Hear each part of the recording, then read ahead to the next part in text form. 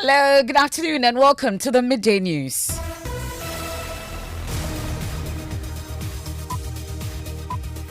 The Midday News is live on Joy 99.7 FM here in Accra and Kumasi. We are on Love 99.5 FM affiliate across Ghana's 16 regions. We are on ATL FM in Cape Coast, Radio Max in Takrade. We are live on X Spaces. We are on Facebook. We are on myjoyonline.com. The Midday News is sponsored by Petrol Sol, your clean fuel in full quantity.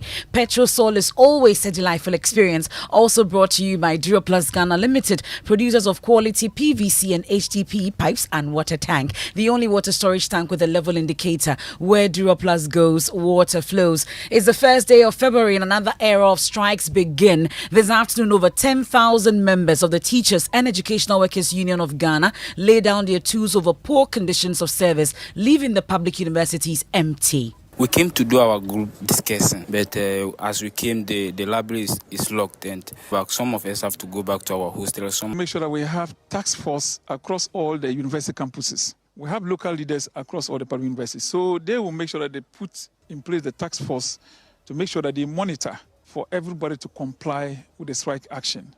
We have details from the various campuses and also take you to the Labour Commission, where some striking public university unions are defending their almost 3-week-old strike. Campus is like a ghost town now. As you know, campus activity, by this time, like you see students, everybody going around, conducting this activity. So it is out of this strike that all this is happening. Also this afternoon, transport unions are hinting of hikes in transport fares in the coming weeks following the implementation of the carbon emission tax. Because we're already paying on the fuel we've been buying. There's no way professional drivers of this country will work for free. If you slash it on us, we also slash it on our passengers as well. We'll get to hear from Okada riders also, who say they will petition the GRA on this particular tax. We will petition them.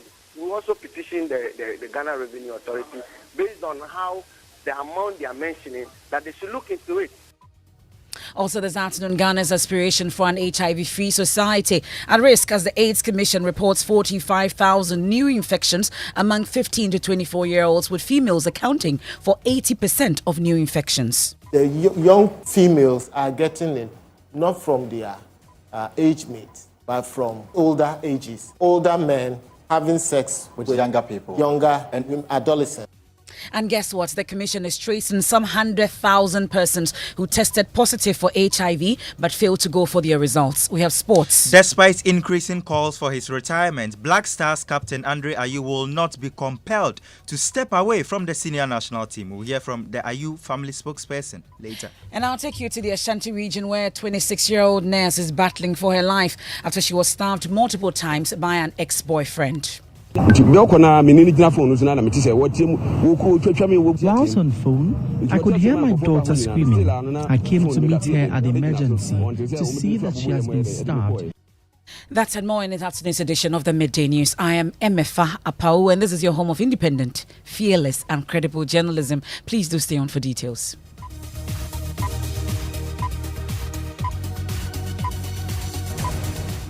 Many thanks for your company. And like you said, it's the first day of February, and an era of strikes has kicked in, and life on campuses of public universities almost at a standstill as a strike declared by members of the Teachers and Educational Workers Union kicks in. Essential services TEWU provides are suspended over claims of poor working conditions and non-payment of their Tier 2 pension funds. President of TEWU Ghana, Suleiman Abdul Rahman, says a task force is in place to ensure total compliance. Make sure that we have task force across all the university campuses. We have local leaders across all the public universities, so they will make sure that they put in place the task force to make sure that they monitor for everybody to comply with the strike action. And of course, we have also taken into consideration that if you look at the public universities, those who are keeping the place safe is the security. So we have the view that the strike is in stages. For now, we are asking the security to remain at post. But when we get to a stage where we need to withdraw everybody, I can assure you that the university will be locked down. Because if the security men are not there to work, you can imagine what will happen. But why exemptions? Yes, the exemptions is there because we feel that the vice chancellors and their management team should be able to work with government to make sure that these grievances that we have raised or difficult that we have raised, they'll be able to put in place measures to stop it.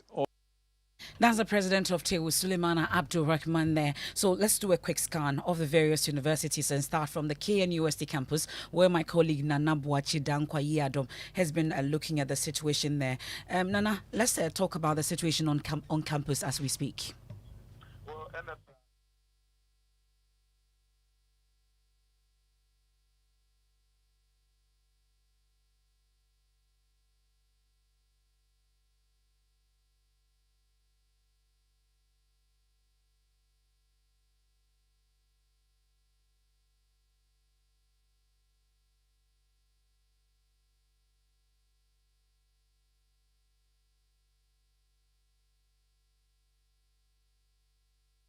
And let's talk about the services that have been withdrawn so far.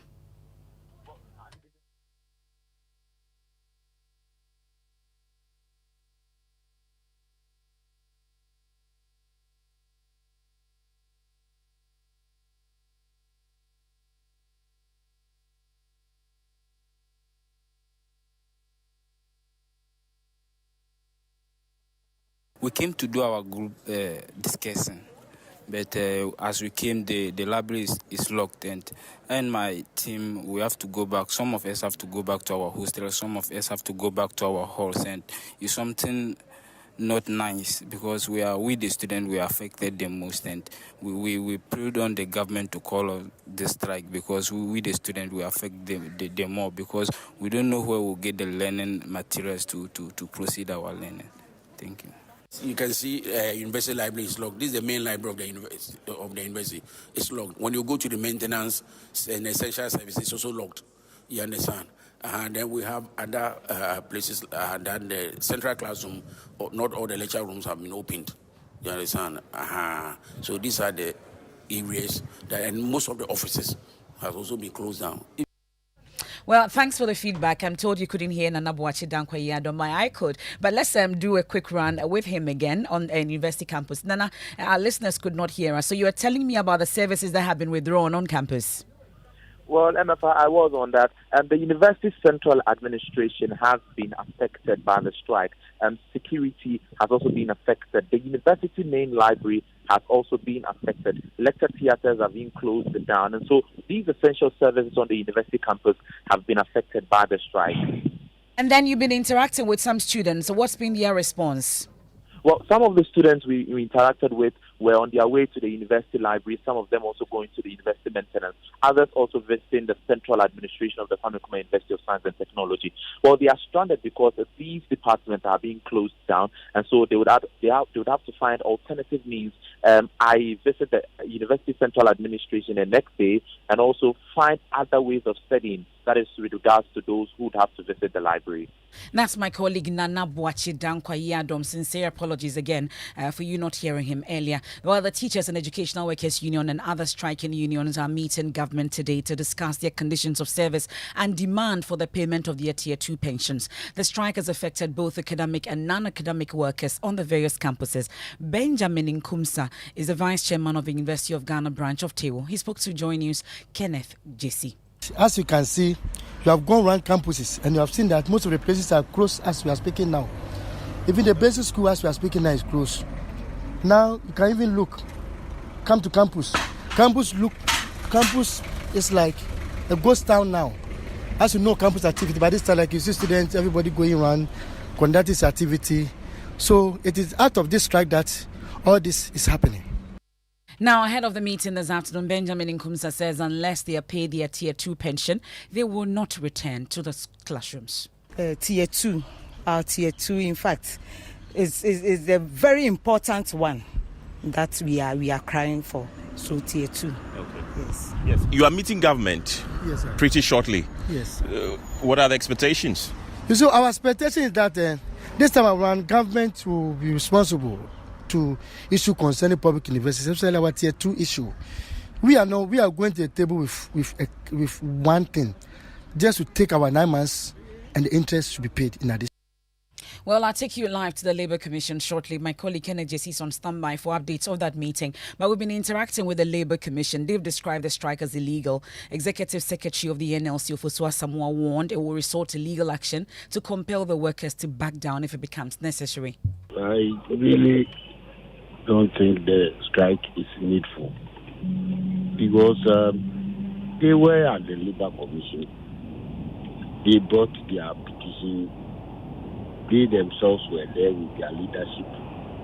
They agreed that in terms of the allowances, the opening statement of the Mr. Adonko of Senior Staff Association said that the issue of the allowances have been resolved. What was left was the tier 2.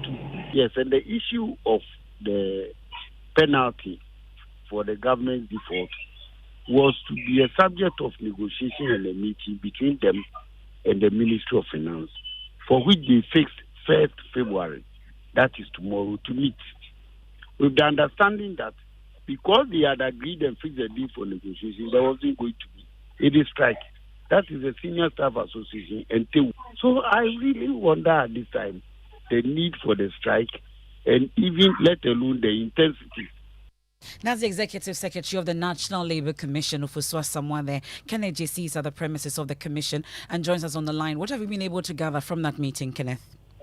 Right, it's MFI, it's a closed-door meeting, and then ahead of that meeting, I spoke with the TEU Vice Chairman of Lagos, who mentioned that whatever is going to be discussed at that meeting, if it's not in their interest, they are not going to accept anything. Earlier, they rubbished the concerns of the Labour Commission for them to put their strike on hold and then go back to their duties. They say if their demands of Tier 2 pensions and other conditions of services are not met, even today after this meeting, they are not going to return back to school.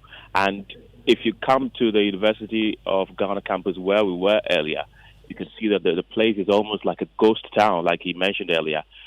We see refuse dams littered, refuse littered across with nobody to collect them. You see buses packed with no drivers to drive the buses.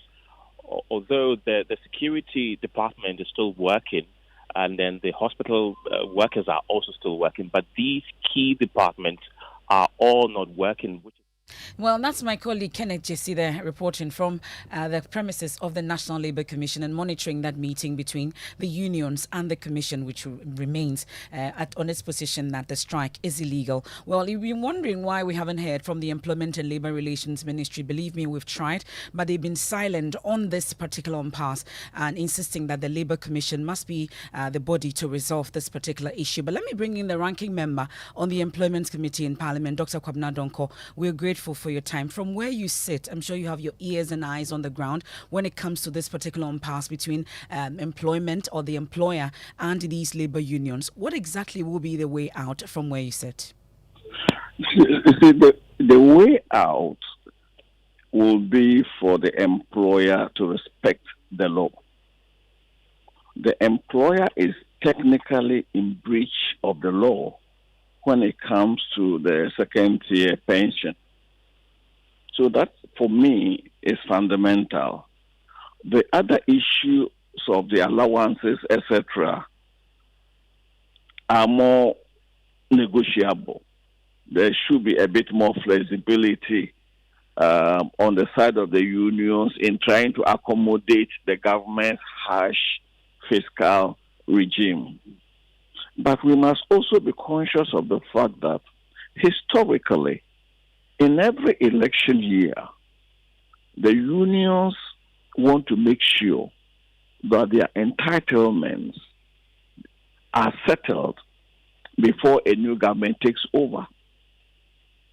And if the unions envisage the possibility of a new government, they want to clean the slate.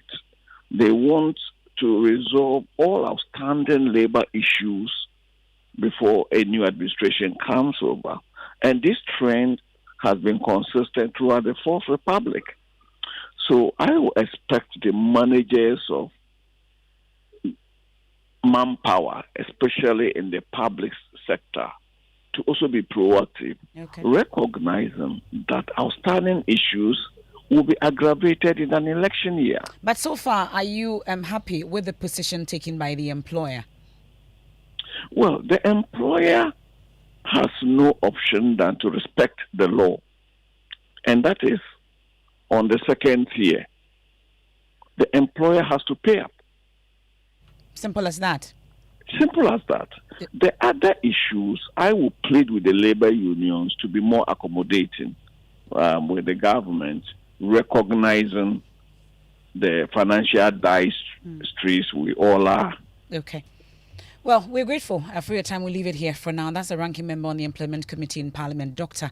Kwabena Donko. Well, away from the Labour front, but still on a lot of agitations, because we know that today the implementation of the carbon emission tax has begun, and already transport unions are now pushing for fares to be increased as soon as possible. The unions were forced to suspend a 20% increment in January when the Transport Ministry intervened and pleaded for a dialogue on their concerns. However, the move did not prevent government from pushing through with the implementation of this controversial tax. According to government, the new levy will curb carbon emissions from vehicles. My colleague Mami Senior Meche Thompson joins us in studio with that notice from the Ghana Revenue Authority. Let's talk about why government is introducing this levy in the first place. So MFA, as you already said, is to address greenhouse gas emissions, and also the initiative aims to encourage the public to shift towards more environmentally friendly vehicles. In line with this, the government announced in the 2024 budget the introduction of electric vehicles, that have been waived, taxes waived of these vehicles, further incentivizing the adoption of greener transportation options. And who are affected, and how much are they expected to pay, you would say? Indeed, there are 4 separate categories of vehicles, and with each there's a different specified amount that they're expected to pay. So the motorcycles and tricycles are expected to pay 75 cedis per annum. Now, motor vehicles, buses and coaches up to 3,000 cubic centimeters will pay 150 cedis per annum, and then also motor vehicles, buses and coaches above 3,000 cubic centimeters will pay 300 cedis per annum. Cargo trucks and articulated trucks are expected to pay 300 cedis per annum. And MF, apart from the vehicles, there are about 5 sectors that will also be affected by the tax. They include the construction sector, the manufacturing sector, the mining sector, oil and gas sector, and then also the electricity and heating sector. However, unlike the vehicles who are paying per annum certain amounts, these are paying a flat rate of 100 Ghana cedis per ton of emissions per month. Thank you very much, Mamisi. Enjoy your birthday, love. Now, however, the transport unions are unhappy about the tax. Mother Union, the Ghana Private Road Transport Union, GPRTU, says it will pass on the cost to their passengers. Abasi Moro speaks for them. We already pay on the fuel we've been buying. There's no way professional drivers of this country will work for free. When we recently spoke about the 20% that come 24th, we came out and announced openly that this is excluding the eco tax. So if they implement it, so be it. We'll just share the burden. If you slash it on us, we'll also slash it on our passengers as well. Well, the Okada Riders Association of Ghana are also set to petition the Ghana Revenue Authority over what it sees as the unfair imposition of an emission levy on their members. Yes, we are not aware. We are not aware. It should have been something that we should all be discussed. That, okay, will this be favorable? If it is not favorable, what do we think? And you ask him to pay 75 cedis, which is even more than the cost of even an insurance. You yourself imagine. For you as Okada riders, how would this affect you? Because some say it's just 75 Ghana cedis. It's not a huge sum of money. Yeah, it's a huge sum of money, my brother. How? Some say it's 75 cedis. Let me tell you, we are having a population of 120,000 populations. Convert that amount of 72 cedis. 75. Convert 75 cedis to the 120,000 populations that we have. So compare that. Let's say, for instance, I'm paying my insurance. That is not the only amount that person who is using a motorbike is going to be paying every year. He's also going to pay insurance. He's going to pay roadworks and other things. I see. Now you're saying. You see, When they call us, we will be able to tell them that no, this is too much for them. Let's do it this way and let's do it that way. Well, that's the Okada Riders Association. They're interacting with my colleague, Blessed Soga. They're speaking to one of the spokespersons of the Riders Association. Meanwhile, tax expert Francis Timmerboy disagrees the tax will achieve the aim set for it by government. Government will continue to look at the indirect taxes, which are more, we can say, low-hanging fruits to pick. In this particular case, unless you don't own a vehicle, you will have to pay. But I think that it's not going to achieve its purpose because it's unlikely to change the behavior of people. Look, for example, you say I should pay 75 or even 150 cedis a year. Is that going to make me reduce the distance I travel? I was even thinking that it should even be placed on the fuel, the price, because the more you drive, the more you are polluting the environment. Well, a lot's happening today, 1st February. The Electricity Company of Ghana has also begun a manhunt for persons consuming power without paying for it. These illegal users, the company says, are negatively impacting the operations of the company, hence the need for such an exercise. We can hear from the External Communications Manager for ECG, Leila Abubakar.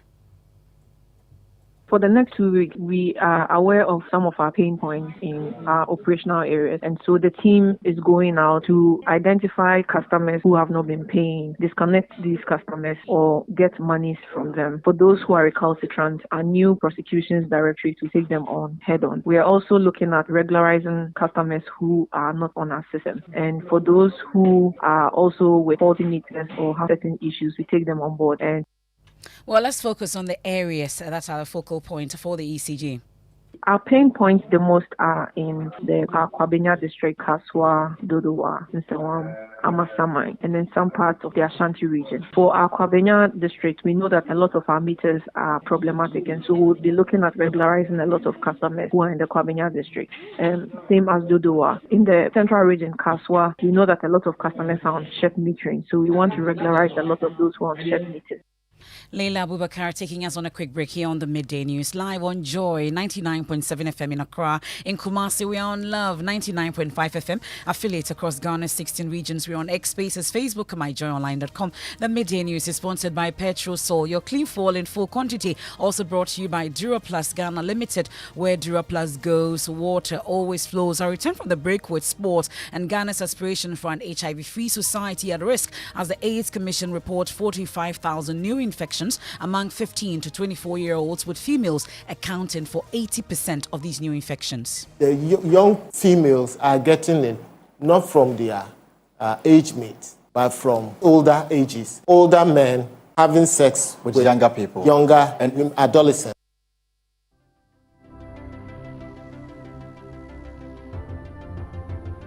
When budgets are tight and money difficult to come by, you want to be sure you get the best value for your money. These are not times to be spending money fixing expensive engine problems because of cheap fuel and lubricants. Drive to a Petrosol station today and buy your quality fuel and lubricants, and rest assured of fuel that lasts long and lubricants that prevent expensive engine problems. Hear the sound.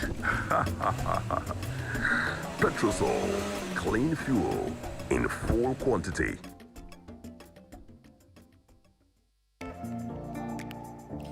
Dive into a new era of news consumption with myjoyonline.com, your go-to destination for cutting-edge journalism, giving you the most credible stories from business to politics and from sports to entertainment. Myjoyonline.com introduces an upgraded news website meticulously designed to empower you with an enriched browsing experience like never before. Intuitive navigation. Navigate through an array of revamped categories that cater to all interests. Join the conversation with our interactive comments section. Get live TV, confidence of the football radio, can actually borrow, and podcast of your favorite TV and radio shows on Joy and Adom platforms. Powerful search. Find any story with ease with a simple click. Access precisely what you're looking for. Experience the future of news browsing with myjoyonline.com. This is the midday news. Time for sports. Mubarak. Thank you very much, MFA. Now, Ghana's group stage exit at the AFCON marked the third time Andre Ayew led the Black Stars to a first-round elimination since being appointed captain in 2019. The 34-year-old faced criticism for his red card against Comoros in the 2021 AFCON, his penalty miss against Uruguay at the 2022 World Cup, and the latest, the penalty he conceded against Mozambique at the 2023 AFCON. Many are calling for his international retirement, but the Ayew family spokesperson Fifi Taki says Andre will not be compelled to step away from the senior national team. Andre is an adult for him to take his own decision. Point blank. You can advise, you can suggest, but you can't decide for him. At the end of the day, it is him who will decide. It's him who will decide. Nobody can decide for him. The name Ayew, it gives people a lot of likes and eyeballs and traction. Traffic and all that. When people talk about them, they make a lot of money from them, like YouTube and any other place. You get a lot of reactions from these two boys more than the other colleagues. That's the spokesperson of the Ayew family, Fifi Taki. Thank you very much, Mubarak. Now, Ghana's quest to have an HIV-free society is in danger as the latest statistics from the Ghana AIDS Commission review. Over 45,000 young people between the ages of 15 and 24 are HIV positive, with females accounting for 80% of the infections. Overall, there are over 355,000 Ghanaians living with the virus, with 100,000 who tested positive are unaware of their status. Director General of the Ghana AIDS Commission, Dr. Steve Etiahene-Treme, tells my colleague Elton Brobe on the pulse. Their studies reveal more older men are having unprotected sex with adolescents and thus spreading the virus. The number of young people between the ages of 15 and 24, as at the end of 2022, were 40,500. Over 40,000. Yes. This is what we can even account for, isn't it? Yes. Because the last time you updated us on the status, you said some people had come for the test, but they didn't come to get a result. And they're probably walking around not knowing their HIV status. Yes. Yeah. And every year, the number of people, the contribution of young people of the same age group to new infections is almost a third of the total new infections in the country. So if you have 15 to 24 contributing almost a third of new infections in the country, that is also very worrying. That's the Director General of the Ghana AIDS Commission, Dr. Steve Etiahene-Treme, there speaking to my colleague Elton Brobe. Now, a 26-year-old nurse is battling for her life after her ex-boyfriend stabbed her multiple times following an altercation at Pramso suburb of Swedro in the Busumchi district of the Ashanti region. My colleague Clinton Yeboah has more in the following report. Little did Comfort know that her refusal to allow her ex-boyfriend to spend the night at her place could spark an attack on her. A woman who broke up with Comfort about 5 months ago under the guise of visiting the 1.5-year-old child fathered with the victim on January 27, 2020, demanded to spend the night with her ex-girlfriend. But Comfort turned down that request. What started as a small argument between the once lovers turned bloody when a woman stabbed Comfort 7 times on the thighs and stomach with a kitchen knife, leaving her with multiple wounds. She was rescued by neighbors who sent her to the Konfanochi Teaching Hospital for medical attention. Vincent Kofi Frimpong is Comfort's father.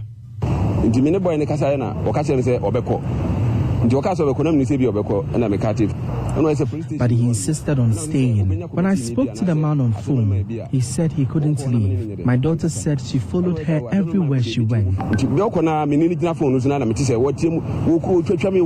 on phone, I could hear my daughter screaming. I came to meet her at the emergency to see that she has been stabbed and received deep cuts on her thighs. Meanwhile, Akwesi, a woman who attempted to take his life after committing the act, was admitted alongside his ex-girlfriend at the same facility. Attempts to speak to the medical staff at Konfanochi Teaching Hospital proved futile. Comfort, however, had been discharged during Joy News' visit to the facility. Reporting for Joy News, Clinton Yeboah. Well, let's hit social media streets now. Jackie is here. Why is Moesha trending? Well, MFA, so, for people who do not know Moesha, she's a socialite and an actress. Moesha Budon. Yes. Okay. And so there's a GoFundMe account trending, and the account was set up by her brother. And she says that Moesha is suffering from stroke. So she's been trending this morning, especially with the GoFundMe account. And a couple of celebrities have been sharing with the likes of Ahonfe Patri, Ifya, Falama Kafui. They're all helping to raise funds. But then there's another group of people on social media asking why they should donate and a whole lot of stuff. So it's just up for debate this morning on social media. And what's up with Ifua? Well, yeah, so Ifua spoke about her verification status. So she's been talking about the fact that she went through a lot, but she had to pay for Express. So she paid $750 to get it. So hopefully by the end of this week or next week, we would find out her verification status, her status as to if she is in the second month after that. Yeah, so apparently it takes some time. Okay. So if you want it to be done for you very fast, you have to pay Express. She calls it priority. So she has to pay extra. And she was also talking about her fame. You know, right now, she has to get her car tainted and all that because wherever she goes, everyone is like, oh, that's a fly and all that. We should enter a gossip-a-thon for you, Jackie. And that's how we wrap up today's edition of the Midday News here on Joy 99.7 FM. There's more when you log on to myjoyonline.com. I am Emefa Apau. Living Word with Pastor Mensel Taville is up next. Have a good afternoon.